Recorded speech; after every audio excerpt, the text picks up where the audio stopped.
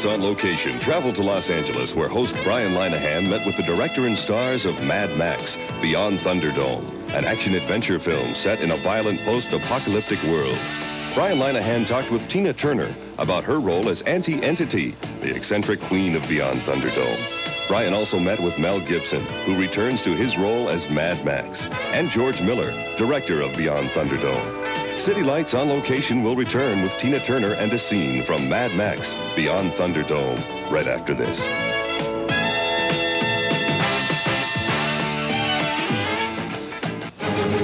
Saxon. Now you can turn your old car into a gorgeous beauty inexpensively with Saxon do-it-yourself body shops. At Saxon, you do the work.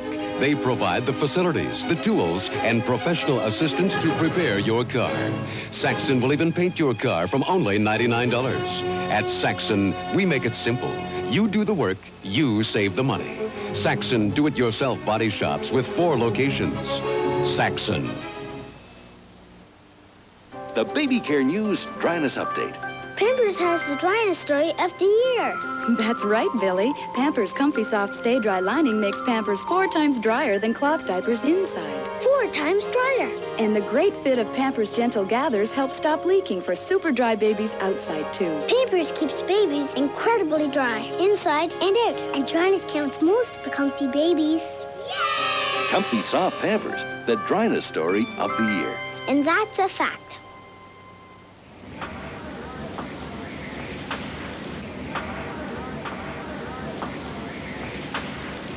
But he's just a raggedy man. He's quick. And Bob, you think he can do it? Maybe.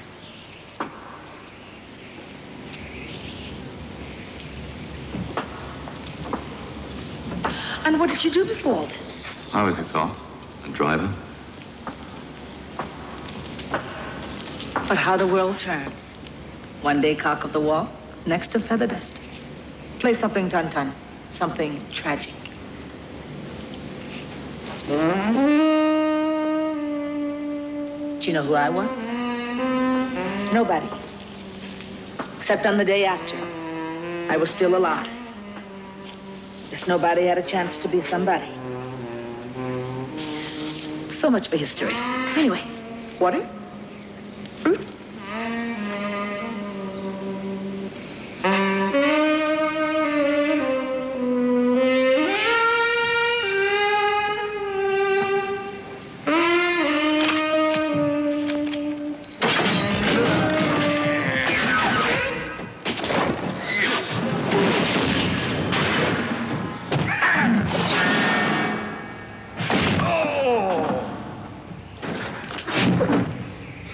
Congratulations. You're the first to survive the audition. City Lights on Location continues with our special look at Mad Max Beyond Thunderdome, and we join Tina Turner, who is, shall I say, Auntie-Entity? Yes. Auntie-Entity. Yes. In the film. Your director, George Miller, and your co-star, Mel Gibson, were a little astonished when I was pointing out some of the things about you that they felt they hadn't known. And I said, you know, Tina believes very much in reincarnation, and she is a devout Buddhist. And while Mad Max Beyond Thunderdome may not have allowed you to have been a Parisian dance hall girl or an Egyptian queen, it did make you a queen, and you do have an empire. And they were a little surprised. And I said, she knew she was going to play this role before you had it written. Fair? Well, fair. Absolutely. I think I did tell George that. I don't think he believed me. I think it's extraordinary, Tina, because you can talk about the enthusiasm with which you can go to readers or clairvoyants or be involved. And I loved your line. You said that you go to psychics because you want to see your life story as a movie, and they can tell it to you. Absolutely, yes. You're looking at it right there going, oh, I'm going to do that, and I'm going to do that. Just got to wait for it. You know, just don't give up on waiting, actually. Now, where does Mad Max fit in? In terms of all, and I'm being quite serious, in terms of all you believed what happened to you, is it on course? Yes, I think, Entity. I look at myself sometimes, 3 people. The girl on stage having fun, jolly. Sometimes I'm really quite silly, even younger than, you know, my age. But the woman in back of all of that, the foundation, is really entity. When it's time to really get something done, I can really go through the stages to get it done. That is how I could communicate with being that woman. What she had to go through when all was lost to get those men to build that town and respect her. She could not be anything else but very strong. So I could definitely relate to her life. Really looking forward to actually doing the video of that before Queen staged also. That makes sense to me, coming from the woman who can say about herself at this point in her life and all you've been through. Yeah. That you're being a girl again, and that your major vice happens to be your shopping sprees. It's nice to know you're not using food stamps and renting your furniture from Abby anymore. That's right. But that you're going out and treating yourself as well as you deserve to be treated. Right. That is definitely a luxury. However, at that stage, that was fun too, because then there was no hand over me. That was a type of freedom that was like, for the first time, not having to work, not having to record, not having to do anything except survive, and doing a good job of it. I mean, I was living nicely. To actually get in that position and learn what it would be like to deal with that was an experience. Do you know, I was not depressed by it. Oh, I thought you said it was like even with the rented furniture. You said it was like playing house. You didn't mind at all. I didn't mind at all. You had dolls. Yes, I was playing house. It was absolutely, this is it now. And then when I was ready, it was in my head, okay, now it's time to go back to work, and what do I want to do? And actually, I started choreographing it before, well before. It's still all thought, and just a matter of saying, and now I want, and now it's time for, and now I will do. But some people cannot relate to, it's just a matter of a decision. I know that's getting way out there, but that really is how it is. It's making a decision on what you want and when you want it, and knowing that you are in the position to be able to get it. Or if not, then to wait until you're in the position to get it. Oh, it sounds to me like little Anne in her rural childhood fantasizing, riding horseback and being in a Western. I think you know it well. I think Mad Max is so close to what you fantasized as a girl Yes. that one can only respect and understand what you're saying now. Yes. If you can see it, actually I didn't touch up on that side of it except for flying on the trains and driving the cars. I mean, that was the part of where I went, yes, great, fine, finally, this is something that I can relate to other than being this woman in this penthouse here. It is the second time around. It's rewriting your life, doing it all over again, but this time as you want it and not as in the shadow of someone else. That's what the little girl and the silliness is about, and the shopping and all the craziness is still playing, finally, but playing the way you want to play. You know, I can sit with you and remind the people looking at you right now that it's 10 years since you appeared on screen for Ken Russell in Tommy. I was astonished when Steven Spielberg contacted you and offered you the film The Color Purple, Alice Walker's great novel, and you turned it down. Why'd you turn it down? You waited 10 years to go from Tommy for Ken Russell to Mad Max for George Miller. Spielberg calls you and offers you one of the great American novels of the decade, and you say, no thanks. I think I'll tour. I didn't exactly say that. I said, hold on, I'd like to meet him and tell him no thanks in person, so at least I'll get a chance to say hello.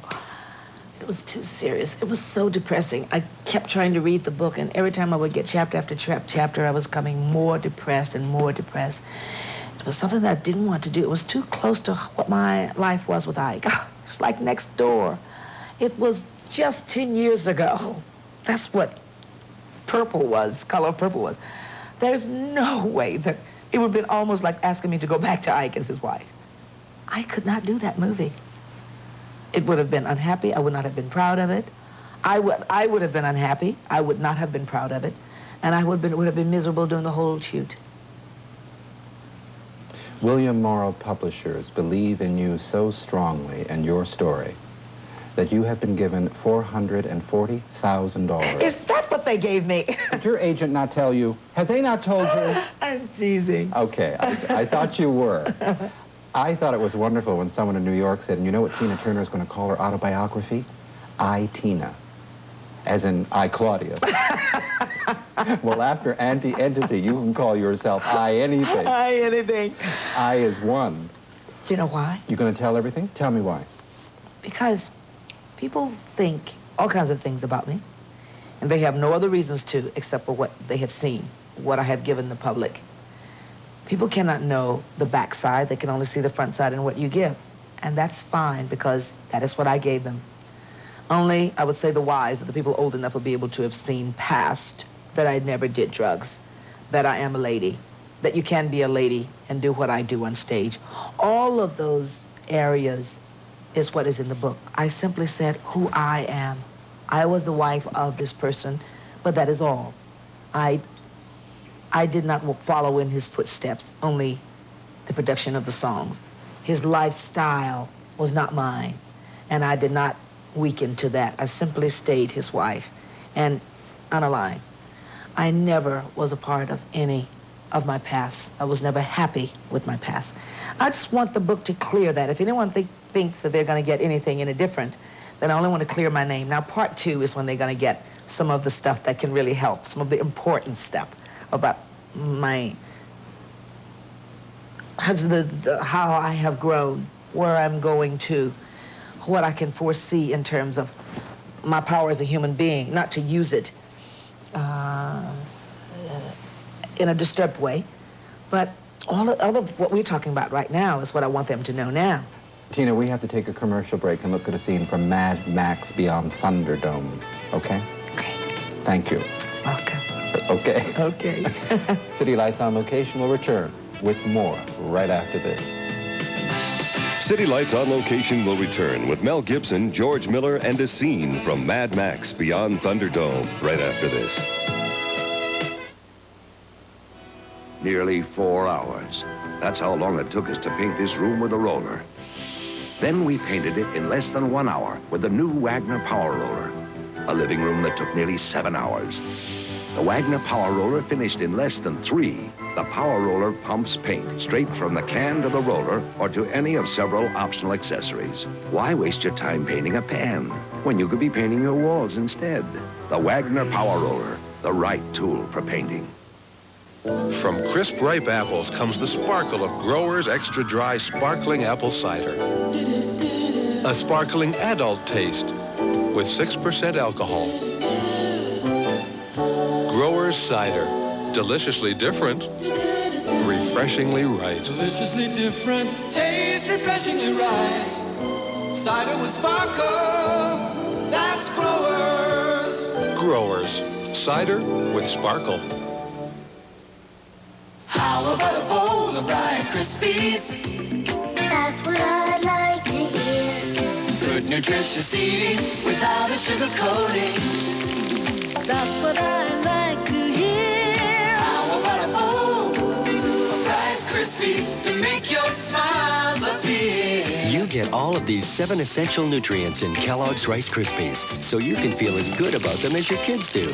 Now that's what I like to hear. Sergeants invite you to put yourself in your dog's place. Suppose you had the fleas, the itching, the scratching. You'd want relief on the double. You'd want him to give you Sergeant's new double-layer flea and tick collar. Sergeant's double layers kill fleas and ticks like both a powder and a spray. And Sergeant's keeps killing for months and months. Your best friend needs relief on the double. Sergeant's new double-layer flea and tick collar. He'd do it for you. What are you trading? I'm looking for someone. You got anything to trade or not? He was driving a team of camels. People come here to trade. Make a little profit, do a little business. Got nothing to trade, you got no business in Bartertown. Now we're on the inside, that's all. Next. I got skills, I can trade then. Sorry, the brothel's full.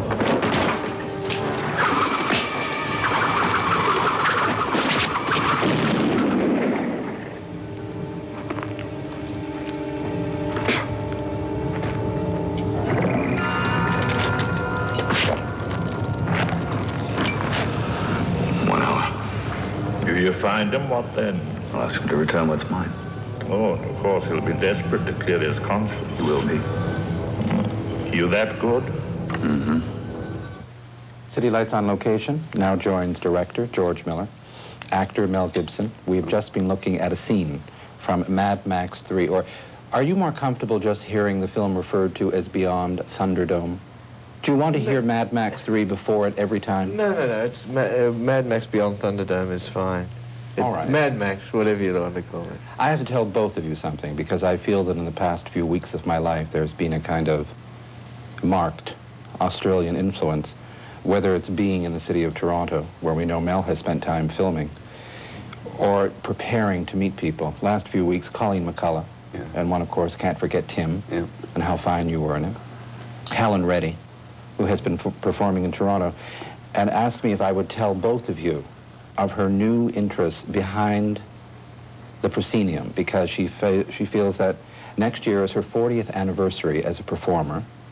She is going to move into administrative, creative projects and thinks she has a film idea for Mel. Now, have you met Helen Reddy yet? I've not ever met her, I don't think. Have you, George? Wait a minute. No, I know her family, though, down in Australia. How? Because they're actors. Her nephew is an actor, and her sister, of course, is an actress who does musicals and stuff. So, but I've never met her, no. And you had, obviously, you had neither, Mel. I don't think I have. Did you know that Helen Reddy's cousin had married Colleen McCullough? No.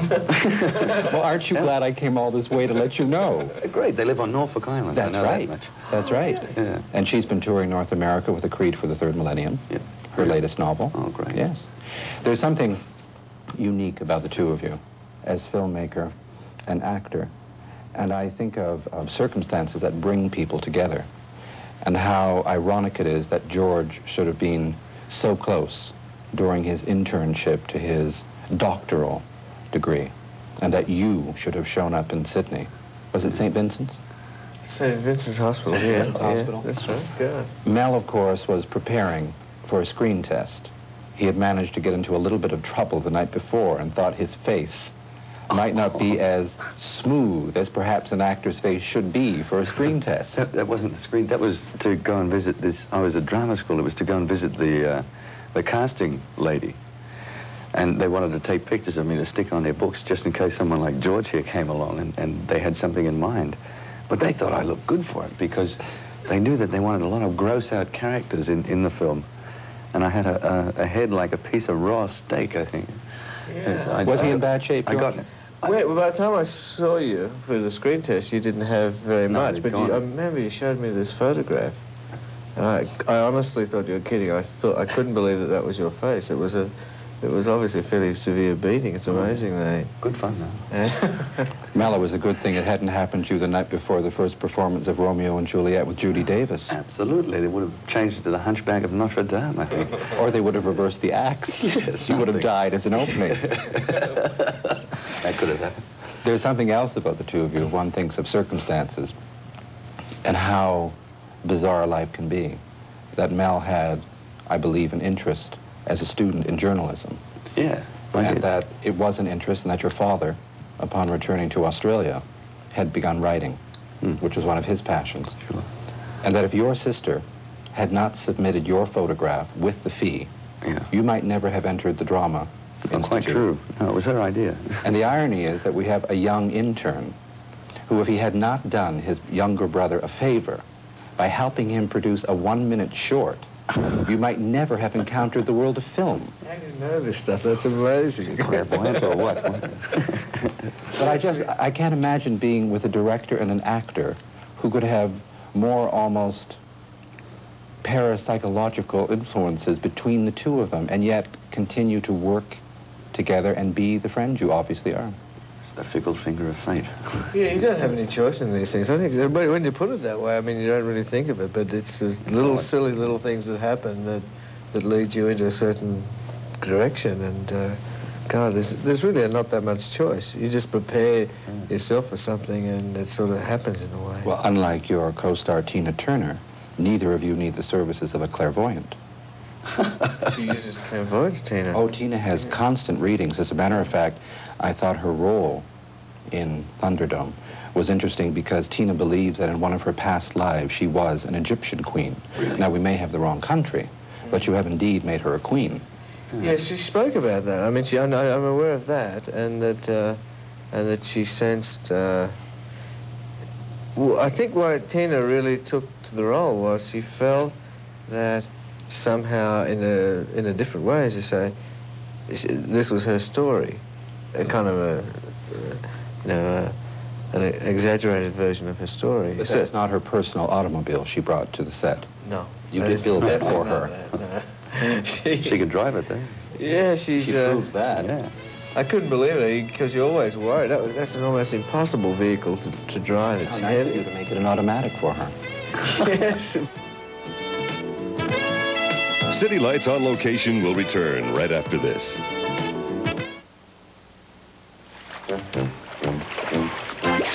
We've had some big wins, but we're still going for the biggest. Lotto 649.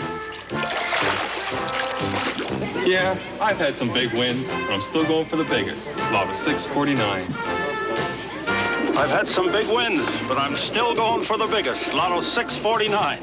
Lotto 649. Now you're talking the big win. A minimum weekly jackpot of $1 million, and it just keeps getting bigger. Only $1 a ticket. You made the right move. Now make the right move. Move on up to Amstelite. Move on up. Move on up to where the taste is. You made the right move, now make the right move. Move up to where the taste is, to new Amstel Light. The light beer with a full European style of taste. Move on up to Amstelite. You made the right move. Move up to where the taste is. Amstelite. Some people have to fight rust a little harder than most of us. And that's why Tremclad isn't just Canada's #1 selling rust paint. It's also why so many Canadian industrial users choose Tremclad for fighting rust. And if they trust Tremclad under conditions like these, shouldn't you trust Tremclad too? Trust Tremclad on metal. One. That's what kids said when we asked them which was softer, the leading dryer brand or super concentrated Downy. It's really soft. Well, softer than soft is. It's really like a teddy bear. A baby rabbit? Okay, Downy's softer, but what does it smell like? It smells like a flower. Like nice fresh grass. A spring day. April Fresh Downy controls static cling and gets clothes softer than the leading dryer brand. Downy, a noticeable difference.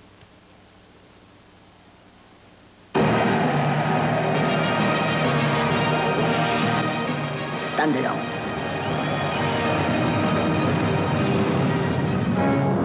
Two men, hand to hand. No jury, no appeal, no parole. 2 men enter, 1 man leaves. Weapons? Anything's possible. Chance decides. Thunderdome. How do I get in there? That's easy. Pick a fight.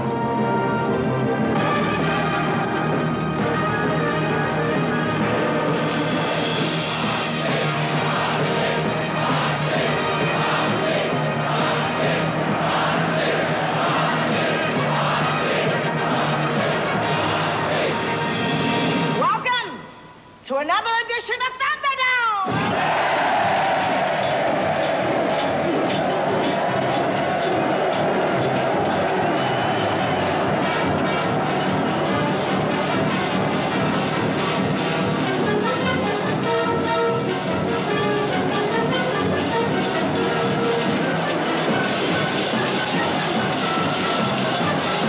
Ladies and gentlemen, boys and girls,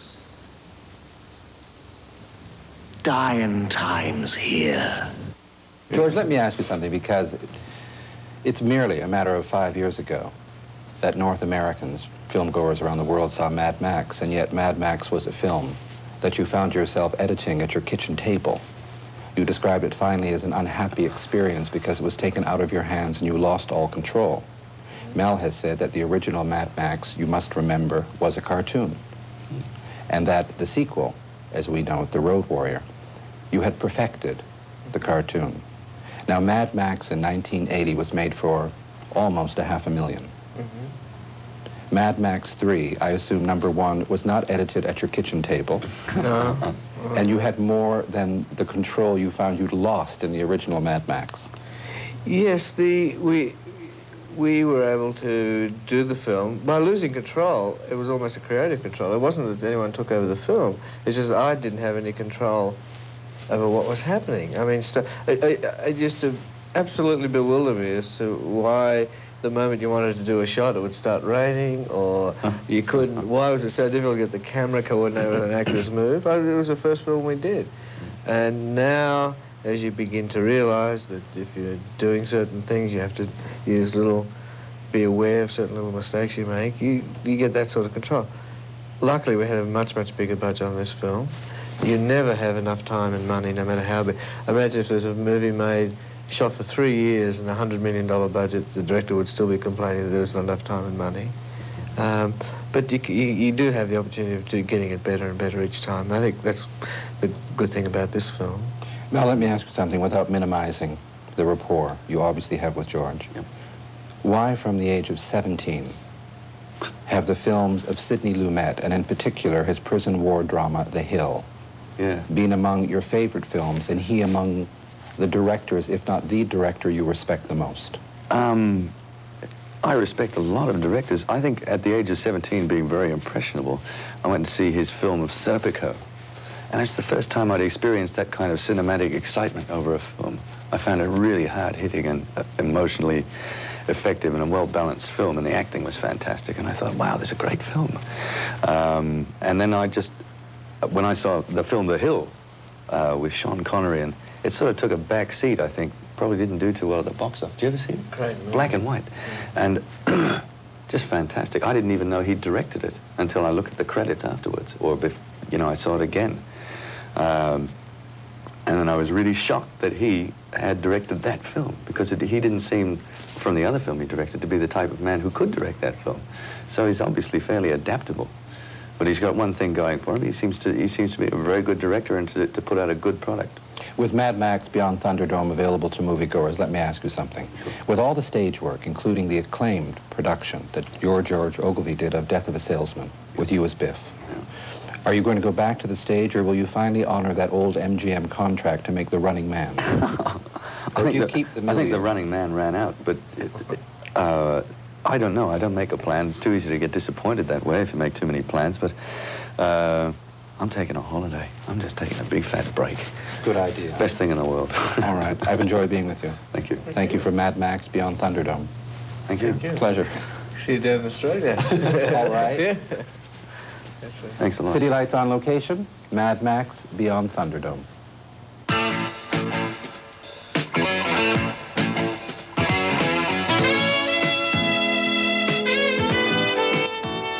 1 week today, City presents Polyester, a not-so-great movie special brought to you by the miracle of Odorama. Get your Odorama card at participating Max convenience stores and get ready to scratch and sniff. You'll get full instructions next Saturday at 10:30. Polyester, smell it on City.